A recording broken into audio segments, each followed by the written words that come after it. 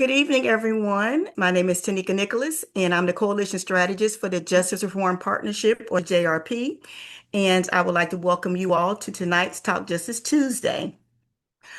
This is our space where our communities, our directly impacted people, our advocates can talk about issues that are important to them.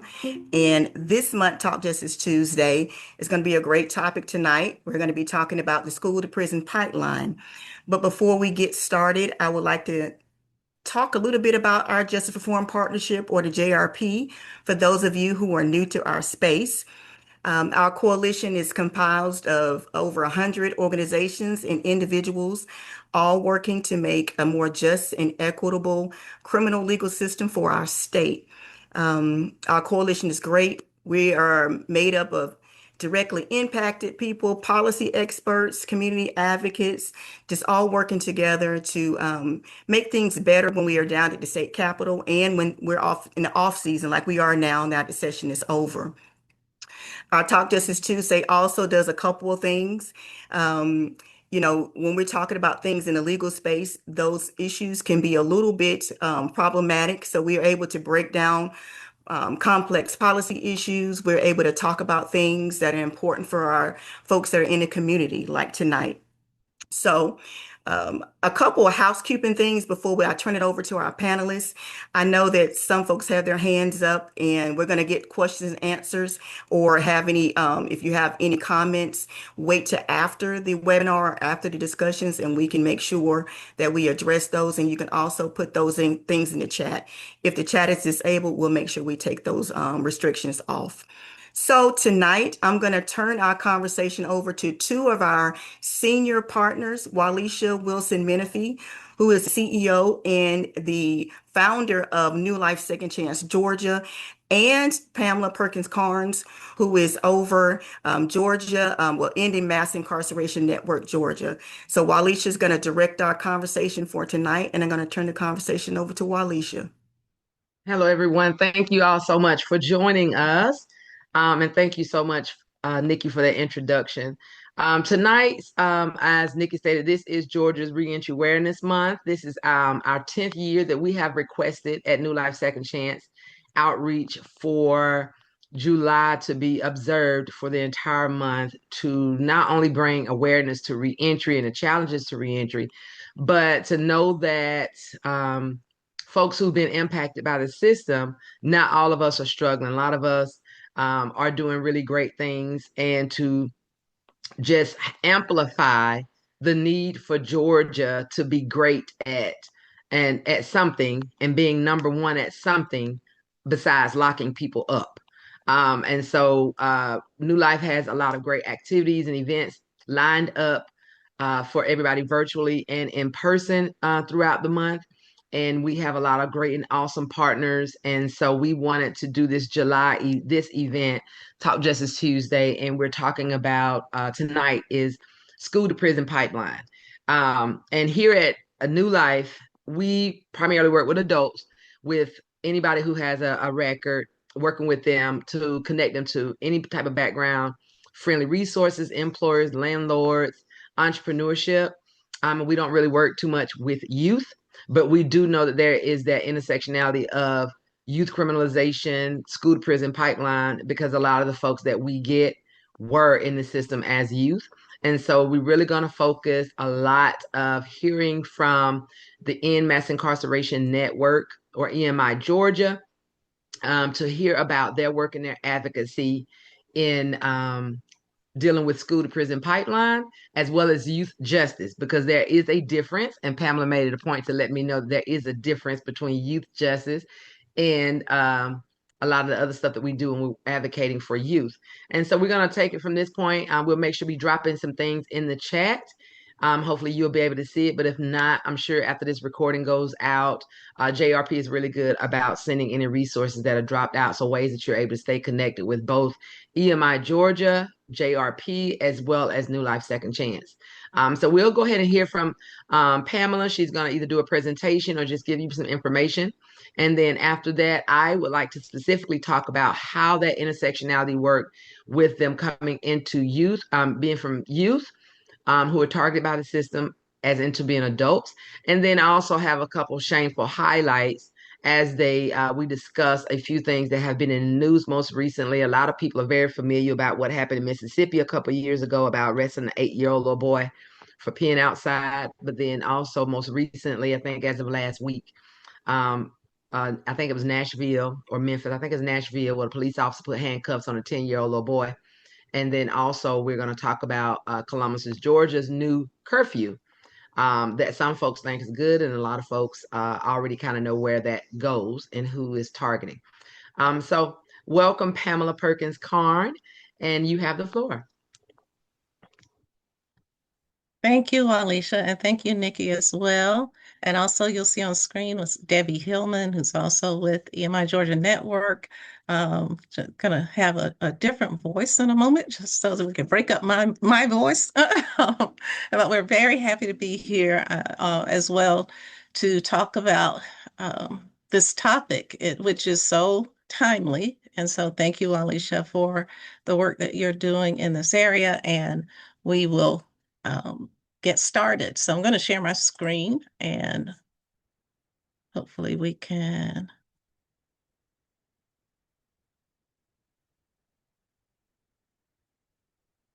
Okay, good deal.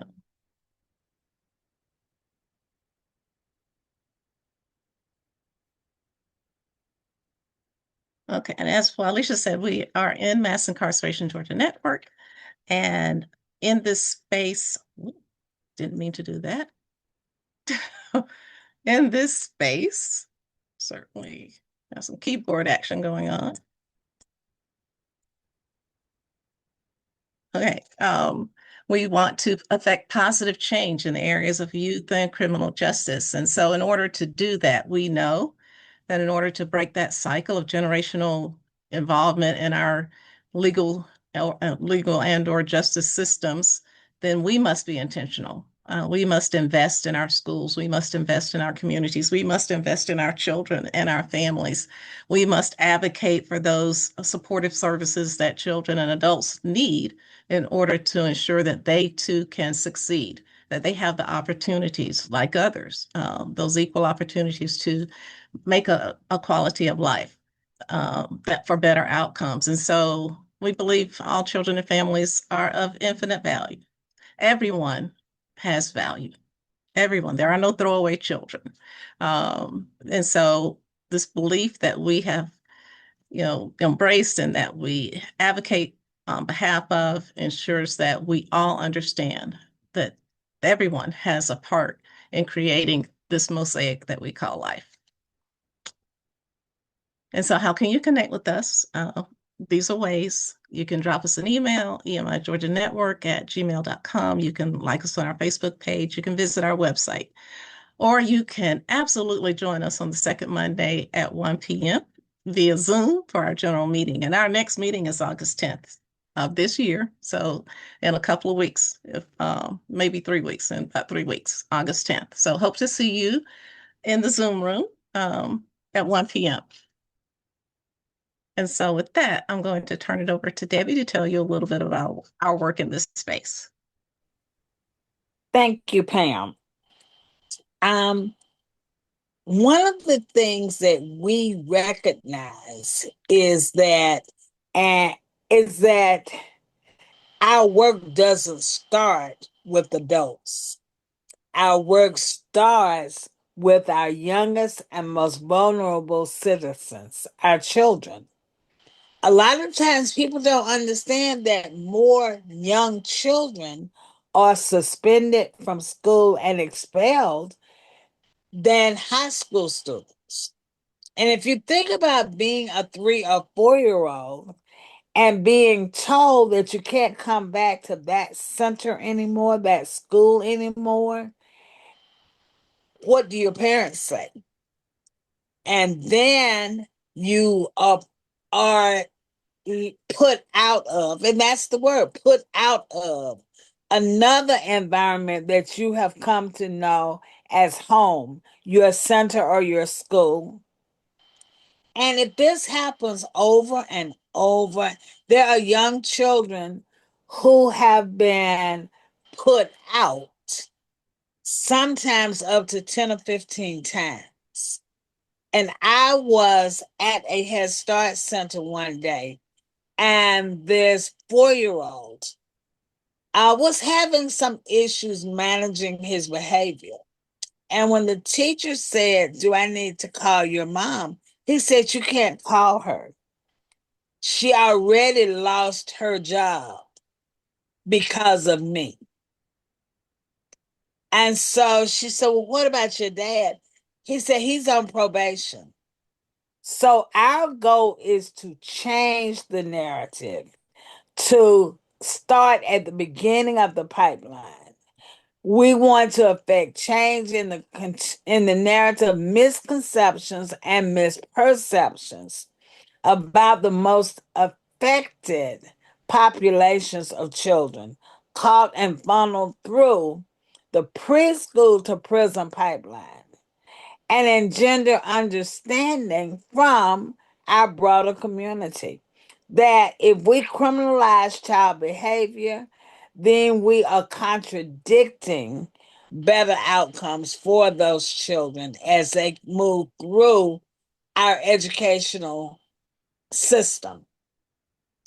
As part of that process, we are also involved in advocating for policies that promote youth justice reform, that provide funding and necessary supports for those children and families, because children live somewhere with someone, usually adults. As we think about those individuals, it's our desire to create restorative opportunities rather than the over incarceration of children and youth, such as a fully funded and administered Child in Need of Services statewide initiative known as CHIMS, raising the age for juvenile court jurisdiction to include 17-year-olds, ending juvenile child life without parole, and supporting access for youth voting rights for 17-and-a-half-year-olds and older who are in the custody of the Department of Juvenile Justice.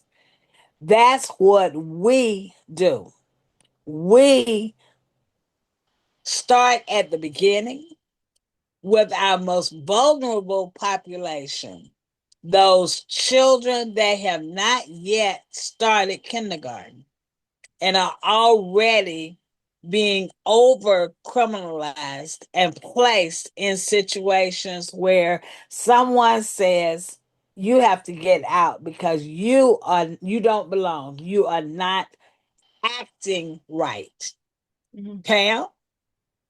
Thank you, Debbie. Thank you so much. And that leads us right into this quote from Unincarcerated Productions, which is another organization. And their quote is, "Education does more than open doors." It's exactly what Debbie was just saying. It tells young people you matter, your future matters. That message can be the difference between a cell and a classroom, between surviving and thriving. We can't afford to keep spending more to harm than to heal.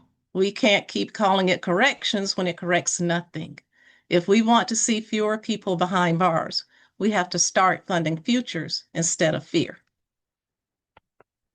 So before we get right to the defining the school to prison pipeline, let's take a look at our current landscape. And this landscape has been developing over a couple of decades now.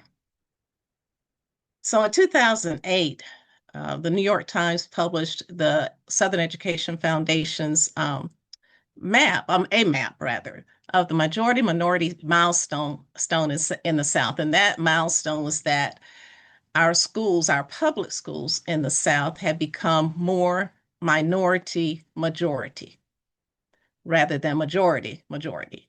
So we had more students of color in our public school systems in the South than we had white students in public schools. As you can see on this map, I hope you can see Georgia at that time, the percentage was 54% minority majority, or students of color majority. So that's one thing.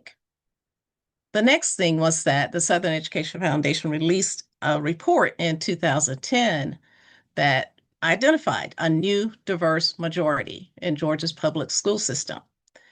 It also, in 2013, the same organization noted that 84% of Georgia's school districts had a majority of students who live in low-income households.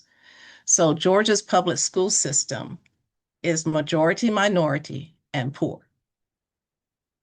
Now, as of 2024-2025 school year, and this is from the Georgia Office for School Achievement, or GOSA, Black students equal 37% of the public school population, white students 33%, and Hispanic/Latinx almost 20%, 19.7% of our public school population here in Georgia. Now, this is important because when we talk about disproportionality, it will become more clear. So the school to prison pipeline defined. What is it? We've heard about it for decades now. It didn't just start, certainly not in 2008, not even in 1998. The Children's Defense Fund under Marian Wright Edelman started talking about the cradle to prison pipeline back in the 70s, if not earlier. So this is one section of that pipeline called from the cradle to prison pipeline. That's called the school to prison pipeline. And in this trend, it is the funneling of children from the public school system into the youth and criminal justice/legal systems, in part due to certain factors. For example, the implementation of zero-tolerance school discipline policies, and not only the implementation of them, the application and the disproportionate application of exclusionary suspensions and expulsions. High stakes testing, which you may have heard about in the news, some time ago, we had a huge case about high stakes testing, and administrative practices, or practices that are implemented by our boards of education where funding may not be allocated in a more equitable manner. And regardless of all of those, the ways that the school to prison pipeline is manifested, children are affected. So the bottom line is that children's lives are affected by what we do and how we do it. And those most adversely affected by the school to prison pipeline, by these actions, by these individual actions that then, become a mixture of policy. Children of color are most adversely affected. Poor children, children in low-income households, children in poverty, children with learning disabilities or learning differences. And then more recently, children who identify as LGBTQIA+. However, overall, the most adversely affected population of children by the school to prison pipeline is African American males, Black boys, who also comprise the majority population in most of Georgia's juvenile detention centers. So when we talk about the school to prison pipeline, you say, well, how do we get children into the pipeline? What's happening? Well, one of the things we mentioned is that zero tolerance policies. And with that comes discipline codes. Now, discipline, the root word of discipline, or the root meaning of discipline, is to teach. But the way we use discipline, it is to punish. And so these are just some of the codes that are applied to children's behavior. And what you will notice is that most of them have criminal language about them. If you see theft, larceny, battery, disorderly conduct, robbery, vandalism, trespassing, gambling, so gang-related activities. So these are not just mild applications of something. When your child is charged with arson or alcohol or battery or robbery, that really is setting them up for a criminal charge. Now, these are children, and we do have a juvenile code for our children. However, in some cases, as you will see, children can be tried as adults in Georgia as young as the age of 13. So what we see is a criminalization of child behavior. According to the Coalition for Juvenile Justice, they actually gave some examples where pushing and shoving, that's what we used to call it, is now called battery. Where swiping somebody's headphones is now called theft or robbery. Where talking back is now considered disorderly conduct. And so these are ways in which our children's behavior has now been criminalized. And the thing is that when there's training, or there was training, not sure if they're still using the same examples, by the Department of Education when they're training teachers on the discipline codes. There was one training that caught my eye, and it was about how to apply a certain code, a discipline code, to a child's behavior. And so one example was that if the child had a knife and that child stole someone's lunch, then that could actually be identified as armed robbery. So there was a little caveat. There were the robbery code or the theft code, but then there was also the little caveat. This could also be seen as armed robbery. So no one thought to ask, well, why is the child stealing a lunch? Perhaps he's hungry. Perhaps she's hungry. The training in and of itself was indicative of where we have brought ourselves to with criminalizing our children's behavior without asking any questions. One case in particular caught the eye of the country, and this was in 2012. Actually, this aired on CNN. This happened in Milledgeville. She was considered a 6-year-old threat. And so she, and considered an unruly juvenile who allegedly was throwing a tantrum. According to the report from the school, they called the police, the Milledgeville police. And when the officer arrived, he observed kindergartner Celicia Johnson on the floor of the principal's office screaming and crying. What happened to Celicia next was that she was arrested. She was placed in handcuffs. And the police later told the news that the police mandates that they handcuff everybody who was arrested, regardless of age. And she was placed in a police car. And so by them following that policy, the police following their policy of arresting a 6-year-old, handcuffing her and placing her in a car, they drove her in the squad car to the local police station. And while there, they gave her a soda and decided, I guess we won't charge her with a crime. But that was an actual decision that had to be made for a 6-year-old who was obviously perhaps having a rough day. But did anyone bother to ask why? This is criminalizing child behavior. How many of us at 6 or 7, or have children at 6 or 7 who have thrown, a tantrum, who have acted out? Would we want our children handcuffed, placed in the back of a squad car, and taken to a police station, presumably to be booked? So when we talk about discipline practices, when we talk about suspensions, expulsions, school-based, let's take a look at Georgia public school student population, and then compare that to the percent of the disciplined population. So when we talk about disproportionate application of suspensions and expulsions, this is a graph that shows exactly how Georgia practices this. And this is also from the Governor's Office for Student Achievement. And so if you see on the left-hand side, you see Black students are 37% of the overall student population, but they comprise 53% of the population of students who are disciplined. That's disproportionate application. White students are 33% of the overall population of students in Georgia's public schools, and yet they are less than 25% of those students who are disciplined.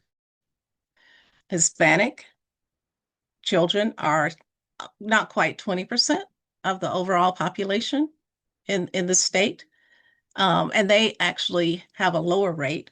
They are only 15% of the disciplined population. So when you look at these three groups, you see that Black children, even though they're only 37% of the overall population, make up the majority of children who are disciplined within our public school systems by a large degree.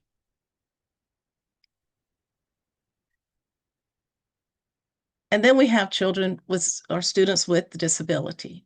That's another category of children, as we said, who are also part of the overly disciplined population.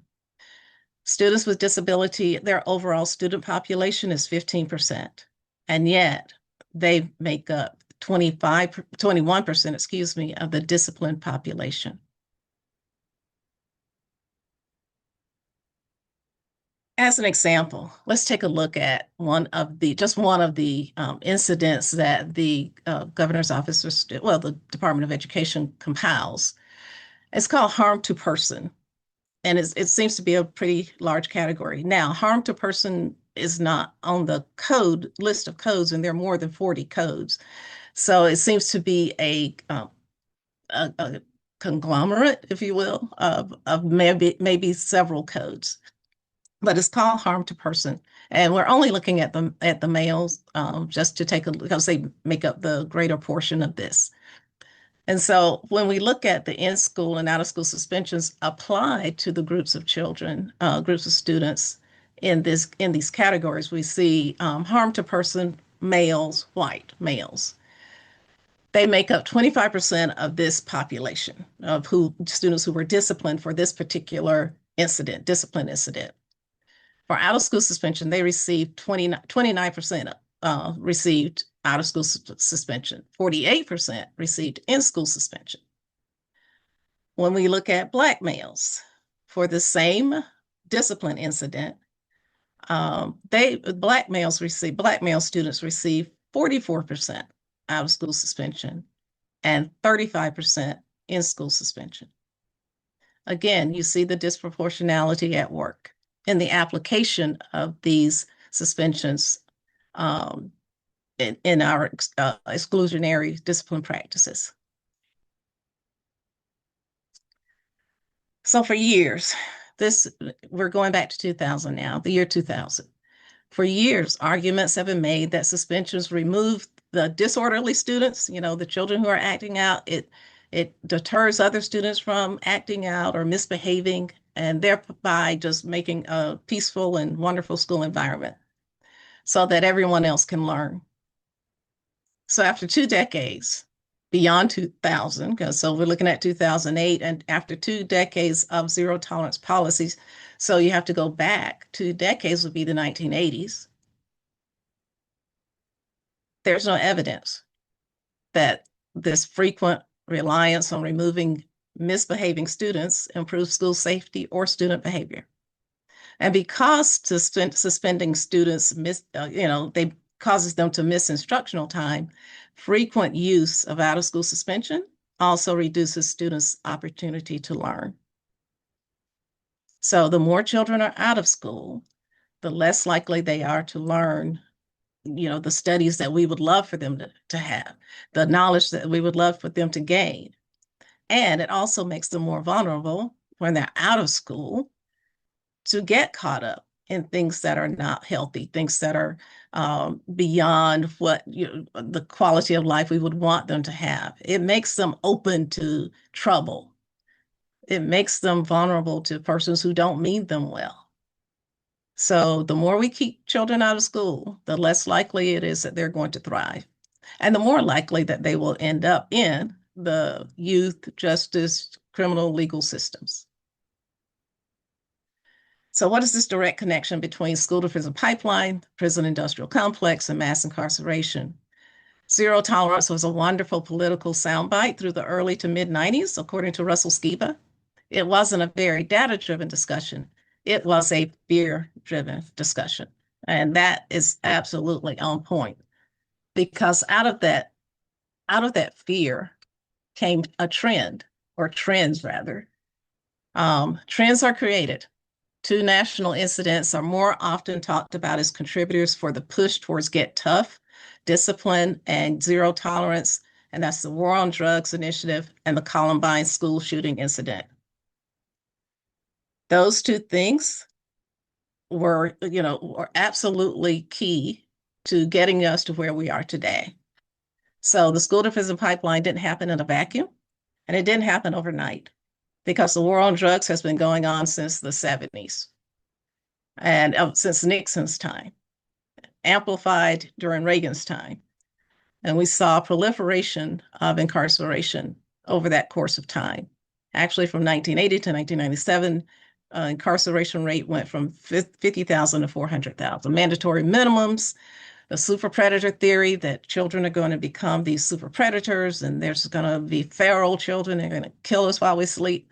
All of that stuff is decades old, and it was funded well, and it was promoted well, and then Columbine happened, and it was a horrible, horrible, of course, horrible, horrible, act to do for the youth to shoot and kill their fellow students. So there's no, discounting what happened, the horror that happened. But out of that came zero tolerance. Out of that came a number of laws that locked down on children, made children just seem like they just had no conscience, no morals, no heart.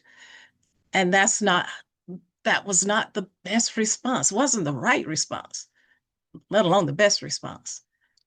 And so what we've seen over time is an increase in these, suspensions and expulsions and this criminalization of behavior. And instead of, okay, where are the mental health supports? Where are the behavioral health supports? Where are the community supports? Where's the anti-poverty support? Where is the supports for families, working families? But we spent $1.7 billion for a war on drugs, and we didn't in supporting children and families. And so by 2018, we were seeing here in Georgia, 15,000 pre-K through third graders being suspended from school. And then we had another mass shooting. There were others in between that. But the one in 2018 at Marjorie Stoneman Douglas High School, that then manifested in 2019 Senate Bill 15 here in Georgia, which passed the General Assembly, but the governor did not sign it because he said it was treading on local school control. But what that bill did was, it was one of those bills that said, we want, records on children, we want to share data with police, et cetera, all the things that, should scare us, and rightly so. And so when the governor vetoed it, it was like, wow, maybe he knows, maybe he understands. But then we had another shooting incident, and that one was here in Georgia. And that one happened in 2024, another tragic shooting. That was at Appalachian High School in Winder, Georgia. And so in 2025, House Bill 268, which was passed by the General Assembly, it had a lot of Senate Bill 15 in it, was passed in response to the school shooting at Appalachian High School. And the governor did not veto HB 268. And so what it does is it increased the security measures at schools. So now you see a lot of schools putting a lot of their budget into increased security measures, which means school resource officers, which means hardening schools, which means metal detection systems, even in elementary schools. There are some requirements to improve schools with poor school climates. That's a good thing. It improved access to school-based mental health services. That means that there was some funding given, not enough, but some. Some is in the right direction. It expanded those student record sharing with law enforcement, and that was the thing that with Senate Bill 15, just a couple of years prior, that parents showed up in droves and said, "No, you will not share my child's information." Well, in HB 268. That expanded student record sharing passed. And there are stricter rules on student absences. There are also increased criminal penalties for student misconduct, including threats. And so it's a mixed bag, and it passed. and it was signed into law. And so when we talk about bills that pass like HB 268 that says we want to increase security and safety, we really delve into over policing in schools and school-based arrests. And over policing in schools is not a good thing. It leads to more children becoming caught up in the system, in the juvenile system, in the criminal legal system, adult criminal legal system. So over policing in schools, where annually, nationally, we spend $2.62 billion in school resource officer salaries and benefits. Imagine what we could do if we had $2.62 billion in supports and services and communities for children and families who are in need. And so we've had, I mean, this is not new. Gwinnett Stop had a campaign that they ran for years on counselors, not cops, in association with Dignity in Schools. We need counselors. Take that $2.62 billion and put it in counselors. And then we have Gwinnett County Public Schools just this year showing their, releasing their proposed 2027 budget. As school safety and security are our key priorities in the proposed budget. And that means we're going to hire an additional 15 school resource officers, yet only 4 new social workers. So, and we're going to create pilot programs for weapons detection systems at 5 of our elementary schools. Criminalizing child behavior costs a lot of money that could be better spent and not criminalizing children, but supporting them. And so when we look at the systemic inequities, we say school to prison pipeline, we have policies, we have bills that become law, we have conditions, those disciplinary codes that look more like criminal charges. And then we say, well, you know what? Underneath all of this, there are systemic inequities that continue to criminalize our children and push vulnerable youth, our more vulnerable youth, into our legal systems. And so the Southern Poverty Law Center released Only Young Once just a couple of years ago. It's actually on our website as well. And some of their top findings were that Georgia is one of the few states in the US that prosecutes 17-year-olds as adults. Again, back to our raise the age. That's what we've been, championing, along with several other advocacy organizations. So Georgia prosecutes children as young as 13 as adults for certain offenses. You may know them as SB 440, or you may know them as the 7 deadlies, which is now more like 13 or so. And they keep increasing. And we detain them in adult facilities. And Black youth in Georgia are more than twice as likely to be charged with an offense compared to their white counterparts, and more than 3 times as likely to be charged in court as an adult. Black youth, again, only make up 35% of youth in Georgia. But Black youth comprise over 60% of all youth court referrals, delinquent adjudications, and youth that are incarcerated, and youth that are sentenced in adult court. So we're talking about inequities. Here it is in a picture for you. Racial disparities are consistent at various points of Georgia's youth legal system. Again, this is from the Georgia Criminal Justice Coordinating Council in 2022. Georgia youth population, you can see the color coding is by race: Black, white, Hispanic, all other races. For the Georgia youth population, Black children, again, make up about 35% of the population. White children make up about 44%, and Hispanic children make up about 15%. But when you look at all of the ways that children enter the legal system, you see that Black children far, far, far, far are more likely to be the children who are caught up in the youth legal system. Youth sentenced in adult superior court, 69% of those are Black youth. Long-term incarceration, post-trial, convicted after. Long-term incarceration, 69%. Short-term incarceration, pre-trial, before the trial has even happened, 66, almost 67% are Black. Delinquent adjudications, almost 64% of those who are given delinquent adjudications are Black children. Youth court referrals, 61%. Youth offenses, 61%. So when we talk about the disproportionate application of the justice system on children of color, particularly Black children, it's real. And it's not a fantasy. It's not something someone made up. The numbers are real, and the children are even more real. So while we're doing all this incarcerating, what are the outcomes? According to the Only Young Once report, our youth experienced a 3-year recidivism rate of 35%. That means within 3 years, the child is back in the system. And Georgia spends more than $217,517 annually, to incarcerate a child. And yet we spend roughly on average $15,833 to educate a child in our public school system. And this is average. Some spend a little more, some spend a lot less, but we're spending more than 13 times for locking children up than we are for educating them.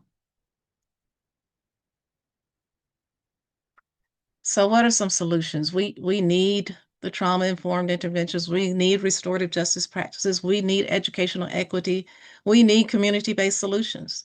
According to Delvin Davis, who was the author of Only Young Once, the report, he said, in order to disrupt Georgia's school-to-prison pipeline and the impacts of youth incarceration, we also have to adopt reforms and disrupt the culture that keeps punitive measures popular. Otherwise, Georgia's youth prisons will continue to harm generations of Black youth, in particular, just as they were designed to do. And so for EMI Georgia Network, we have a list of things that we can be supportive of, that we can do, that we need to implement. One, we need to go back to 2012 and pick those guiding principles back up from the U.S. Department of Education and the Office of Civil Rights. And that was actually during the Obama administration, when there was a lot of good work done on trying to stem this tide of suspensions, expulsions, and school-based arrests. And so there were guiding principles that were released by the U.S. Department of Education and affirmed by the U.S. Department of Justice on how we can change, how we can reform.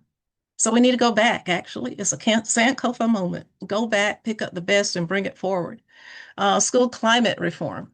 We need those trauma-informed practices. We need our educators to receive the support they need. We need PBIS. We need positive behavior interventions and supports. They need to be fully funded. We need restorative practices. We need school discipline policies and practices reform, from statute reform, like disruption of a public school, to local school councils, compulsory attendance, where in Georgia, you don't have to start school until you're 6 years old. And so you've been out of school, essentially, for when other children have been in school at 3 and 4 and 5. But there are children who don't start until 6, and they're just starting. It's not like they're starting with some advanced education. They're just coming into the school system with who they are. And so how do we support our educators in ensuring that those children who have not received education for the first 6 years of their lives are actually embraced and are given the care and the attention that they need, the education that they need, to actually then sit alongside their fellow students and not feel left out, not feel isolated, not feel like this place is not for me. So school resource officer usage needs to be absolutely reformed. In one case, I recall, there were actually contact quotas until Gwinnett stopped, called it to Gwinnett County's schools' attention, and that language was addressed, and that policy was addressed. Codes of conduct need to be reformed. They need to be clear.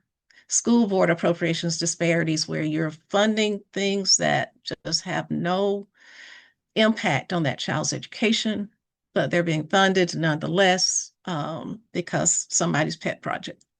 School board governance needs to be addressed as well. CHINS, as we mentioned earlier, we need to fully fund it. It needs a home. Youth justice reform, the Justice Reform Partnership has a youth justice task group. And so please, if you're interested in youth justice, let us know. We focus on policy reform, prevention, diversion, and reentry. A lot of great organizations on that. I believe the ICM's executive director is the lead on that committee or that task group. So definitely take a look at that as well. And again, our campaign, Breaking the Preschool to Prison Pipeline campaign, is on our website as well. More ways so that you can help than you can shake a stick at. But these are just some ways that we can address this issue, the school to prison pipeline, the preschool to prison pipeline, actually. And from the Coalition for Juvenile Justice, we can improve the code of conduct. Again, code of conduct reform, holding students accountable without excluding them from school. Examine the root causes of racial disparities and make a commitment to end them. Limit the role of law enforcement to serious crimes.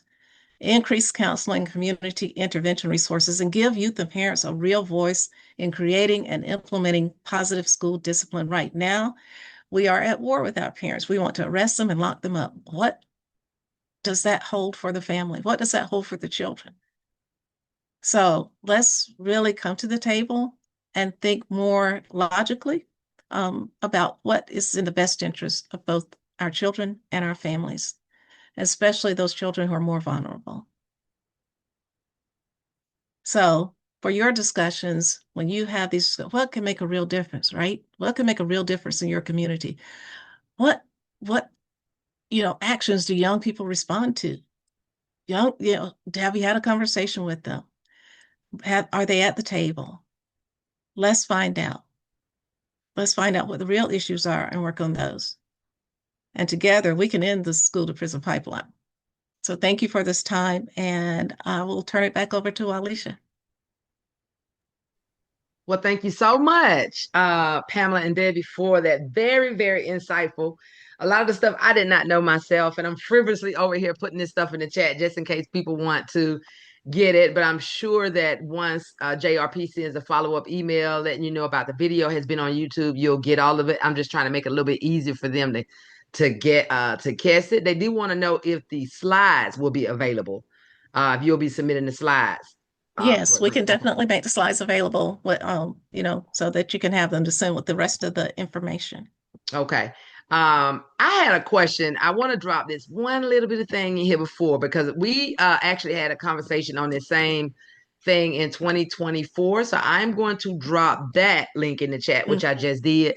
So if you didn't get to catch that conversation, Talk Justice Tuesday conversation that was in 2024, it was a really good one, because it talked also about a lot of the strategies and what advocates and abolitionists can do to end LWOP in Georgia. So if you get an opportunity, you're doing some late night reading in your phone, check out the video. But I had a question for Pamela. I wanted to find out, because every year JRP has Justice Day at the Capitol. Every year we're literally pulling teeth trying to get people to come to the Capitol.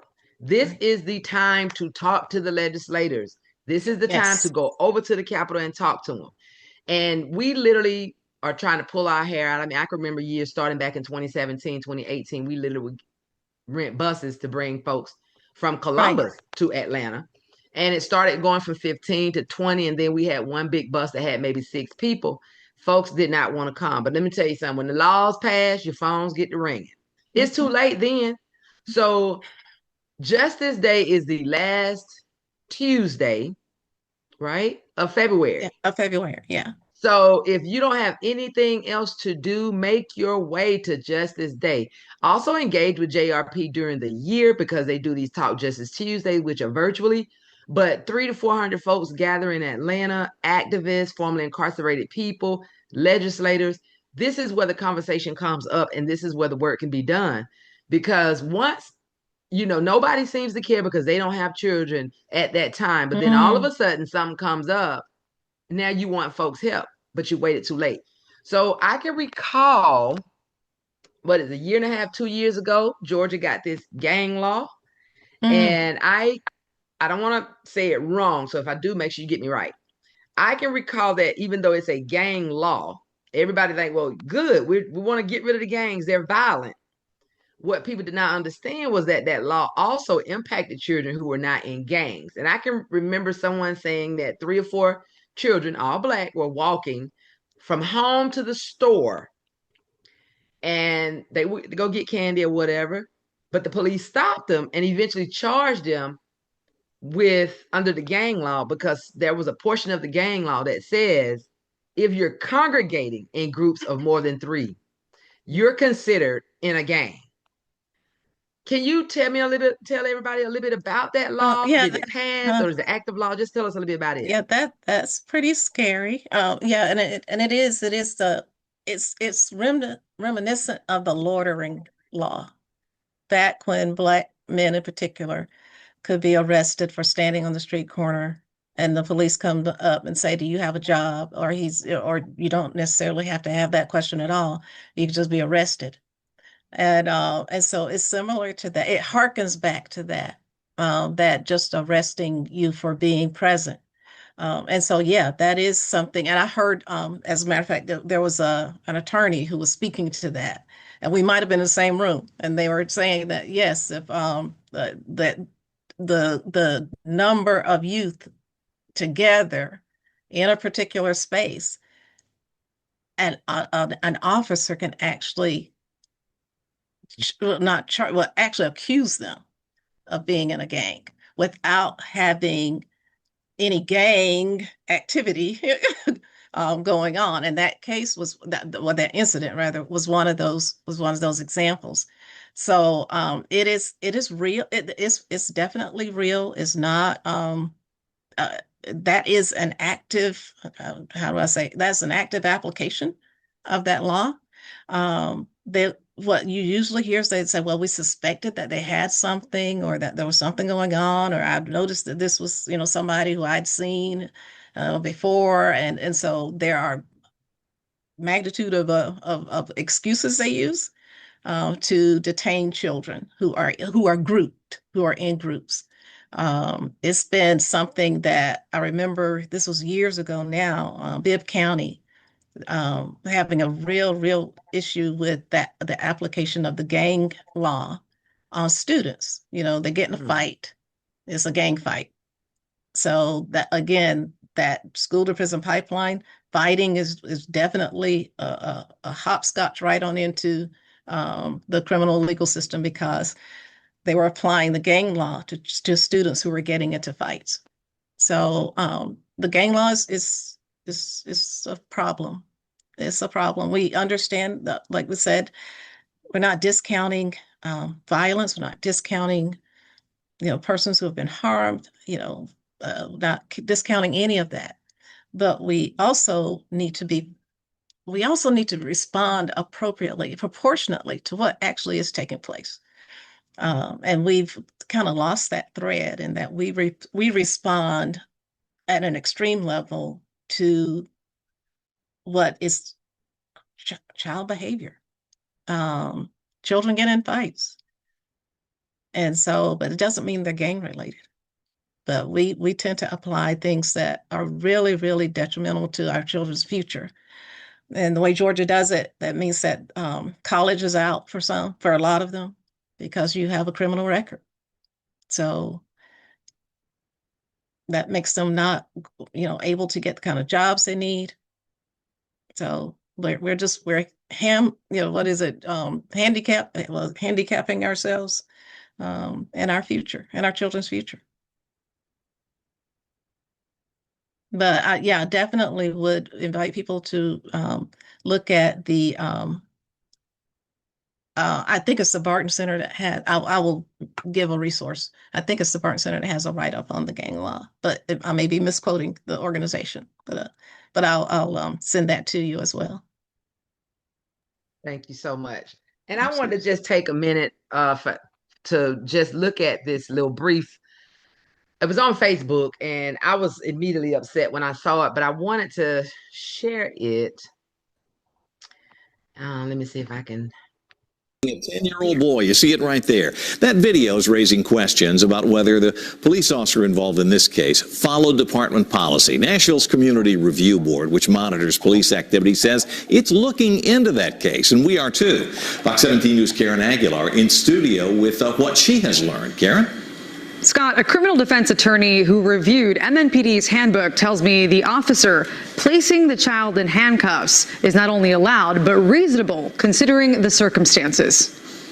This video posted by a Reddit user is causing concern. You can see a boy is in handcuffs and a Metro Police officer holding his arm near a squad car. The image prompted the Community Review Board, which investigates police conduct, to address it during a meeting this week. But for me, that joy was later interrupted by videos that surfaced on social media of a 10-year-old boy who drums downtown for tips being handcuffed by MNPD. A Metro Police spokesperson tells Fox 17 News this happened around 1 a.m. over the weekend on 4th Avenue near Broadway, which is a curfew violation. Officers say the boy had snuck out of his father's home and was carrying buckets and a milk crate, panhandling. They say the boy claimed he was 13 and began to walk away. But the Community Review Board wants to know if the officer followed policy. Are there any kind of distinctions that were made here? Anytime anybody's taken into custody, it's our policy and procedure to place them in handcuffs. And the reason for that is the safety of the individual as well as the safety of the officer. MNPD says they were trying to avoid using force, driving the boy home. But what does the policy say when it comes to this case, especially when police says this is the child's first curfew violation? The Metro Police policy makes it discretionary for the officer to handcuff, cite, or detain a child in a situation like this. Defense attorney Ben Rabin tells me officers have several options based on this handbook. For a first violation, the officer can take the juvenile home and warns, counsels the parents, or the child can be arrested and taken to the juvenile detention center. I think here the police absolutely did the right thing of, instead of trying to put him in the system, let's give him charges, take him to juvenile detention, let's take him home to his father and have a conversation with both of them. Rabin also tells me since Metro Police say the father already warned officers about the child a couple weeks ago, handcuffs are reasonable. Fox 17 News is filing a... So I think a lot of the issue with me was when I first saw it, and it kind of resonated with me when a lot of people were looking at it, and I was just appalled at a lot of the comments. Was, for one, people comment on stuff without even reading the actual article. For two, the issue was, well, he shouldn't have been out at 1 o'clock. It was a curfew, blah, blah, blah. To me, either way it goes, putting handcuffs on a child for breaking curfew is ridiculous. And for the police department, their statement is in their policy that they handcuff everyone for the child's safety, but individual safety as far as the police officer. So it kind of made me wonder. One of the ladies on there said, y'all think this is okay, but what if it had been a 3-year-old? And someone actually chimed in and said, well, I'm in that city, and if it had been a 3-year-old, handcuffs would have been put on a 3-year-old too.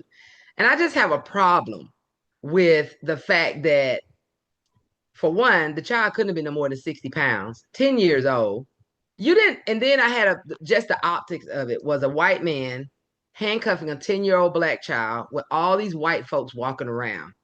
To me, it just was not good optics. And yes, the child may have had some, maybe the daddy had already told him about it, but he was out at 1 o'clock in the morning, apparently trying to make some money. So I just think there are a lot of different root issues that people don't address.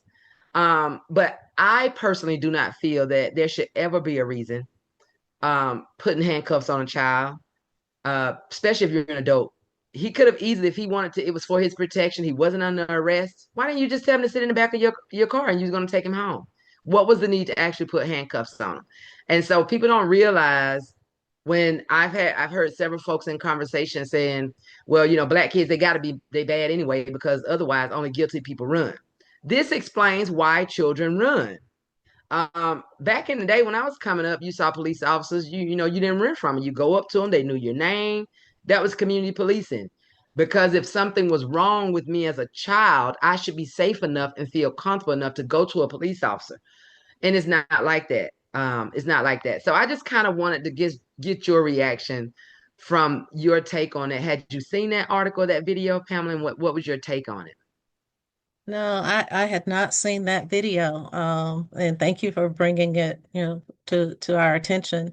Right. I mentioned the Children's Defense Fund, and their work on the Cradle to Prison Pipeline. The cover of one of their policy books had a little boy. He probably, like this little boy, about maybe 9. He wasn't tall enough for them to fingerprint him. They had to put a booster box stuff for him to stand on top of so that they could actually fingerprint him. And that was the cover of that policy manual, and that just stuck with me. How, I worked at a Head Start center, with little ones, and I'm thinking, how can we do this? How does that do? So we're continuing to do the same thing over and over again, even with all the advocacy, even with the understanding brain development, even with the science being in front of us, having presented the science. Other organizations definitely having presented the science to our legislators, to our to law enforcement, say, children's brains aren't developed. That reasoning piece is not there yet, fully developed yet. And still we are treating them as if they're tiny adults, as if they have the reasoning capacity of a 35-year-old. And so we just, that there is no reason to handcuff and shackle a little boy, a little girl, like the 6-year-old, Celicia, 6 years old, in handcuffs. So yeah, this act continues to happen, even though it's not in the best interest of anyone. It's not in the best interest of society. Because what that does is it creates an image to children that, to your point, these people will harm me, law enforcement will harm me, and there's nobody there to help me. No adult is going to come to my rescue. Because everybody else is standing around. Yeah. And no one's going to advocate for me, right? And the surprising thing was there were actually folks recording saying, this is just awful. Why are you doing that? Yeah. And it was good to know that folks actually had sense enough to say, I'm going to sit and watch this and see how this pan out, because it just wasn't good and it wasn't pretty. And then, I'd never heard of children being arrested until I think maybe 2013, not that young, when I heard about the little boy in Mississippi that they arrested and took to jail on a public urination charge. And I'm thinking, how many of us on this call, and probably who have not had a little boy who had to go to the bathroom, hadn't opened their doors on their car to let them use the bathroom? Almost everybody. Yeah. And I've noticed that it's just different with Black kids. Like you said, snatching a little walkie-talkie is theft by taking. Mm-hmm. But with other folks, it's boys will be boys, or it's just roughhousing. And so I want to thank you for that. I think it was one other thing. I'm going to be dropping some more stuff in the chat, but I wanted you to talk. I want to tell you all about, I want to kind of segue that into Columbus's new curfew. So Columbus has a new curfew. I think it's 9 p.m. They implemented it, I think, around the last week in June, and it's supposed to be a temporary curfew, which stemmed out of the fact that Uptown, which is the big money maker, where all the tourists and things go, there had been an issue, I guess, several weeks before this came a problem with supposedly hundreds of youth congregating downtown, causing fights, having weapons and all kind of stuff. And of course, we know what pretty much the makeup of that group of kids were. But they only implemented this curfew to protect the businesses downtown. So whereas a lot of folks felt like, well, if you're going to do a curfew for Uptown, why not do a curfew citywide? Children don't need to be out anyway after 9 p.m. And by doing it Uptown, you're only going to have those kids. For one, children don't have anywhere to go, particularly on the South Side. You've closed all the pools in the community neighborhoods. There's really nothing for them to do, so kids hang out. And it has been proven already in just 2 or 3 short weeks that a curfew in one area of town to protect the money makers And one city councilor said it very well, that you're only going to cause, for one, people have been complaining over the city for a long time, including Black folks in the hood, saying, look, y'all got children out here time of night, come do something about it. But all of a sudden, because the business owners, primarily white business owners, are downtown complaining about it, y'all want to do something about it and give way more than enough money to get 10 extra police officers down there to do it. But it has proven that curfews aren't really as working as well, as we saw with this right here in Memphis, the young man. Children will sneak out. And the issue with this one is it's only in Uptown, it's not citywide. You're supposed to get a warning. The second time, you're supposed to get a $500 fine. Every subsequent warning after that is $1,000 each. Now, mind you, that can be that could literally crumble a household for a poor family, particularly if most of the children are from poor families. But oftentimes families are working, sometimes 1, 2, 3 jobs. And when they expect that their children are supposed to be in bed, you can't really control a lot of times your children. And there was even a report of a 12-year-old being Ubered downtown. And that's a whole different issue with parenting issues. But what is your take on curfews? Because it seems like the curfew in Columbus literally is backfiring, because now that they're not in Uptown, the children are congregating in other parts of town and they're fighting. There's been 2 or 3 fights from Steak and Shake to all these other different places now where they're congregating, smoking weed, hanging out, drinking. And it's not working. So I wanted to find out what is your thought on curfews and also fines of parents, holding parents responsible. And I'd like to bring Debbie in on that for strengthening families, Georgia, as well, about families, because Georgia has laws. Georgia passed laws that really called the Parent Accountability Act. I believe that's the tag name for it. And that was a few years ago. That was holding parents responsible for a whole host of things that the children would do. And so, Debbie, I'd like to bring you in on this because you're with Black Child Development Institute and strengthening families. And so, what are your thoughts on curfew and holding parents accountable for the children being out? I think, Pam, the first thing that comes to mind for me is what Walisha said.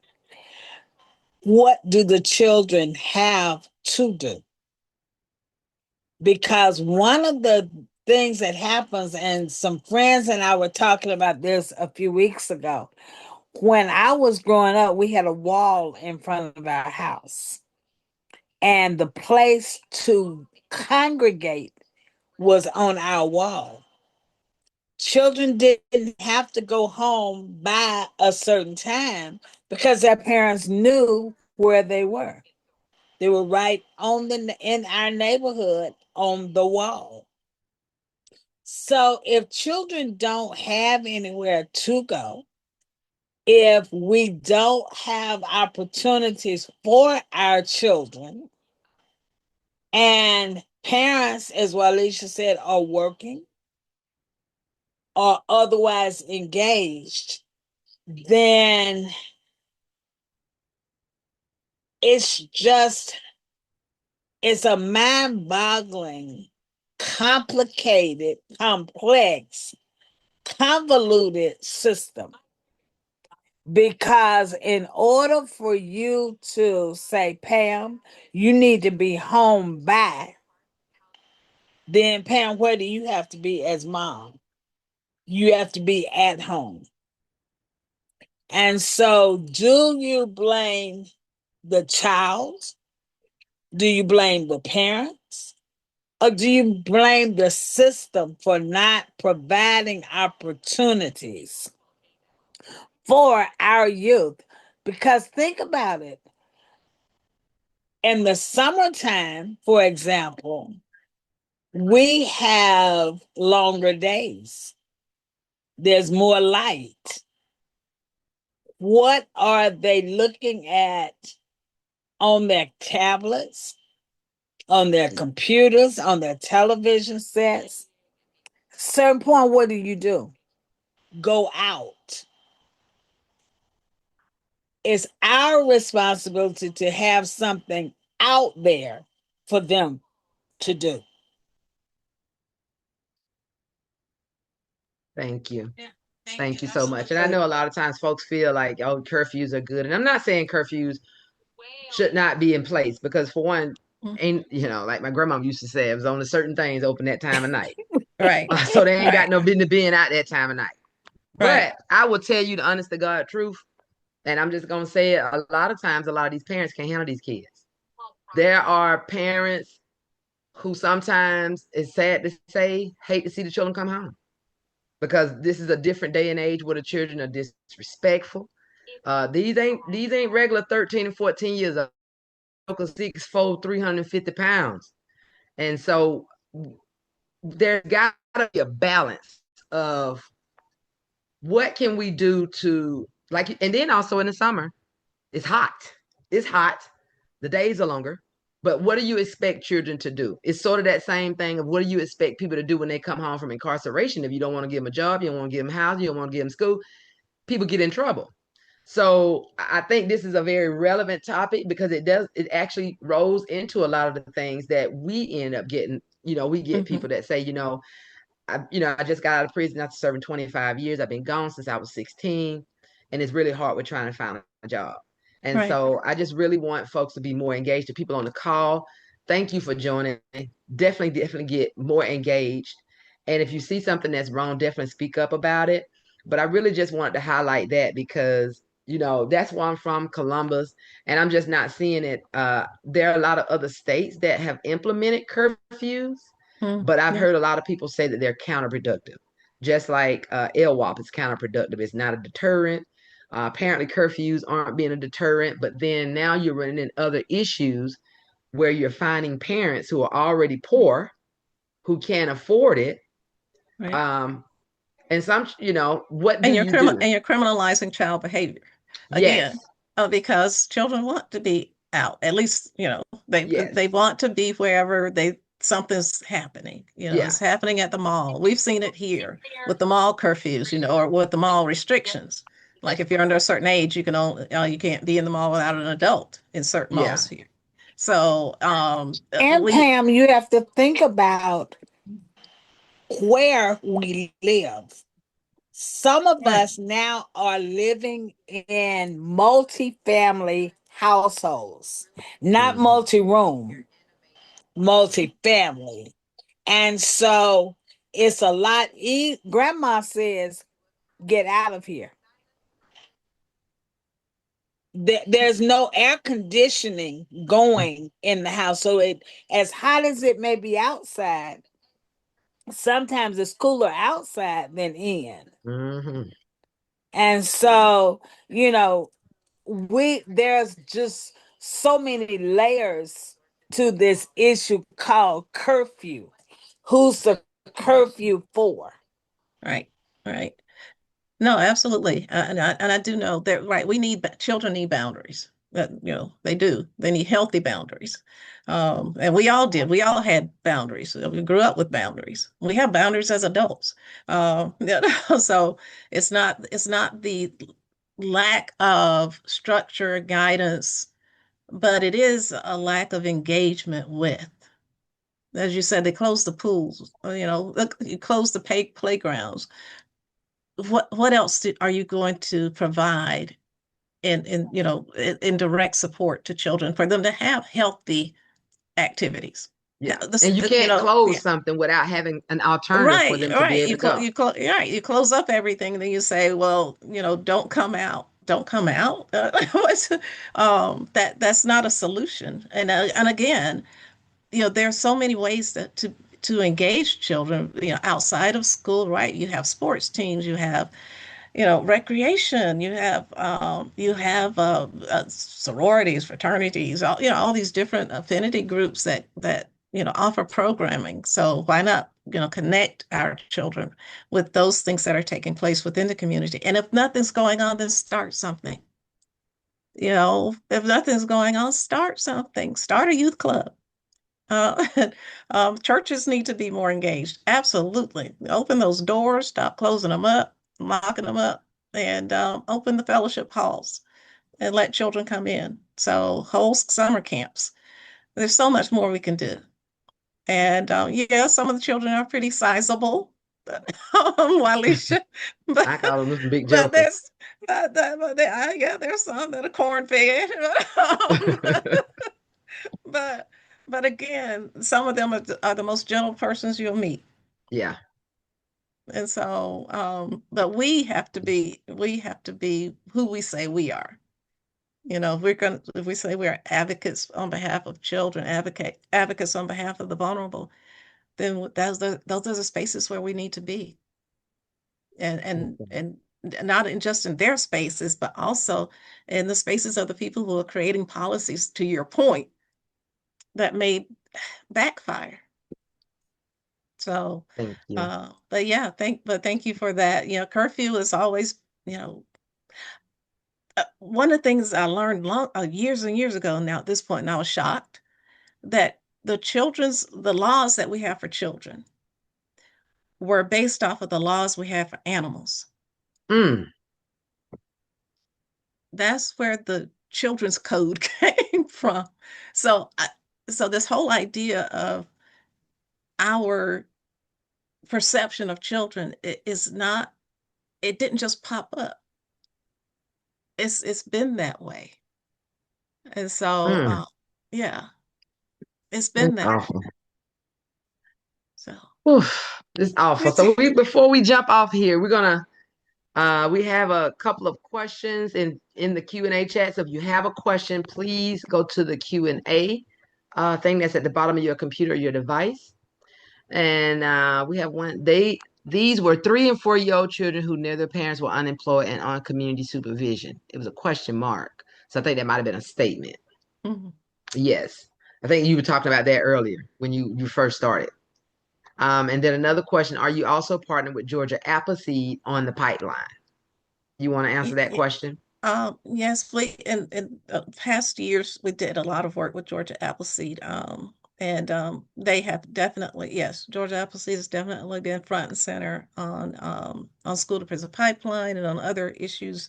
We served with Georgia Appleseed on the previous Just Georgia for the rewrite of Georgia's juvenile code. And so, yeah, they're longstanding advocates. And I think they offer pro bono legal service for children who have tribunals as well. Okay. I don't think we have any more other questions in the Q&A, but I will ask one last question. We did drop EMI's information, JRP's information. We will have another, are we having one next month? I think we're having one, but I am going to, the next one is in August, but you will be able to join and just stay updated with upcoming Talk Justice Tuesdays at the link that we just dropped in the chat. Also, you'll be getting announcements. Make sure you follow the Facebook pages. But I want to find out, so if there's a call to action, I know y'all stated about raising the age. That's moving a child from adult at 17 to 18. Ending LWOP. But what could somebody just little bit Mary that's in her community, not somebody who's an activist, not somebody who's ever done this kind of work. What are 1 or 2 things that between you and Debbie, what do you think that just the regular old Joe at home that says, I want to get involved with this. I did not know it was this bad. What can people do besides staying connected with JRP? I think that EMI? One is to find a space in your community where children are, such as school, and volunteer. You can volunteer to be a cafeteria volunteer. You can volunteer to be the greeter in the mornings when children get off the bus so that they start their day out with somebody smiling at them. You can be a volunteer when children at the end of the school days, to if the school allows it, which I hope they will, to be kind of one of the bus attendants. That doesn't mean you have to ride the bus, but you just be there and help the children get onto the bus, say hello to them, hope you had a great day. There's so many ways without having to, come down to the Capitol, if you will, to be engaged right in your own community. Get engaged if you're in a faith community, get engaged in the children's ministry. get engaged in the youth ministry. They're, get engaged in the children next door. Just say hello, say hi. Find ways of like school supplies for them. Help their parents out. School supplies are expensive. If you don't get to the school fair, the school supplies fair, school supplies are expensive. Help a family out with school supplies. But there are those small ways, the ways that we, don't tend to think about, but small contributions mean a lot. So those are just, for me, the simple ways that you can do without signing up for something. You got In a way. anything? You Yeah. got anything to add, Debbie? Because I was basically going to say the same thing too. A If lot of you these if children, you see something, say something yeah, and vote. yes, Because a lot of these things that are going on are being decided by people who mhm, don't care. yeah. So if you care, lift your voice, start conversations. One of the things that a lot of people have started doing is just table conversations, gathering at the out at the mailbox and just talking about what's going on. Because it is when we left our individual voices.